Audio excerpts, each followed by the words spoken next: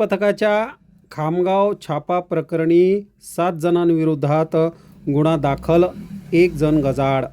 बुलढाणा जिल्ह्याच्या खामगाव येथील सुदर्शन ढाबाजवळ मुंबई अन्न आणि नागरी विभागाचे पथकाने छापा मारून गॅस चोरी करणाऱ्या एका टोळीचा पर्दाफाश केला. या प्रकरणी पोलिसांनी 7 आरोपी विरुद्ध गुन्हा नोंद केला असून एका आरोपीला गजाआड केले आहे.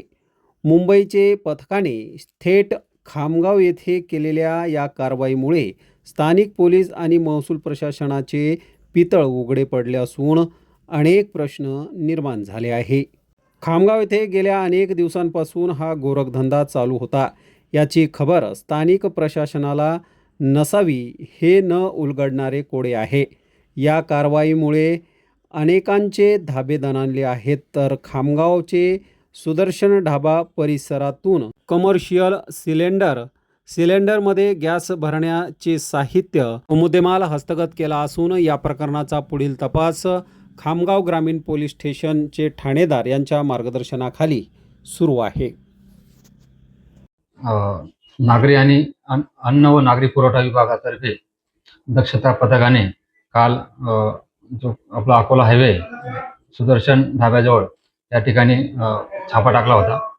त्या ठिकाणी आम्हाला पण त्यांनी पाचारण केले होते.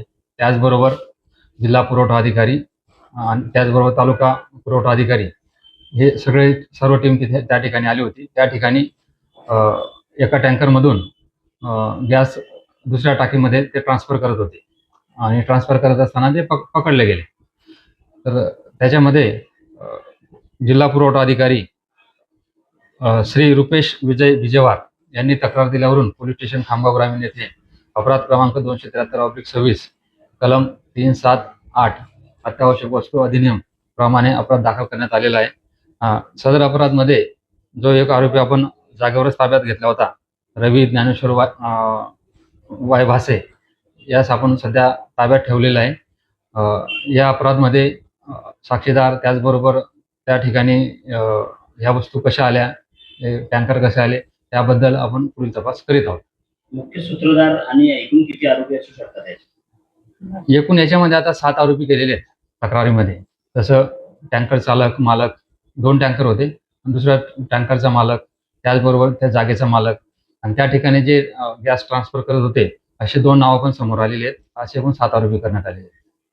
साहेब, काही मुख्य सूत्रधाराची माहिती आहे का आपल्याला? नाही, मुख्य सूत्रधार त्या ठिकाणी जे आहे जागेचे मालक की त्यांच्या परमिशनवरती हे चालत होते, तर त्याचा शोध घेऊन आपण त्यांना अटक करणार आहोत.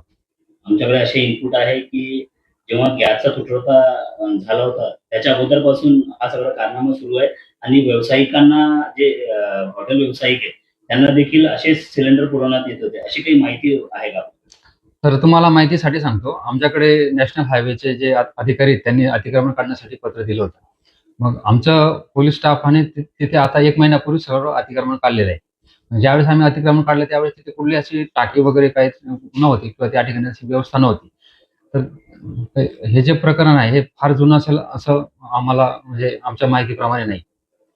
जे गॅसचे टाक्या आहे साहेब, त्याच्यावरून काही निष्कर्ष निघाले का की कोणत्या एजन्सीचे ते गॅसचे टाक्या? कमर्शियल आहेत, 11 कमर्शियल आहेत आणि 1 डोमेस्टिक आहे. तर तसं त्याचा पुढील तपास करणे बाकी आहे. मुख्य सूत्रधार याच्यामध्ये खामगावचा फार मोठा वापर आणि त्याला वाचवण्यासाठी तुमच्यावर काही प्रश्न आहेत? अजूनपर्यंत मला कुठलाच प्रश्न आला नाही, कोणाचा फोन पण आला नाही. आता त्याच्यापर्यंत आपण पोहोचणार आणि त्याला जेव्हा अटक करणार, आणि तो जर दोषी असेल आणि त्याच्या विरुद्ध जर पुरावा असेल आपण 100% अटक करणार. नाही, सध्या माहिती नाही.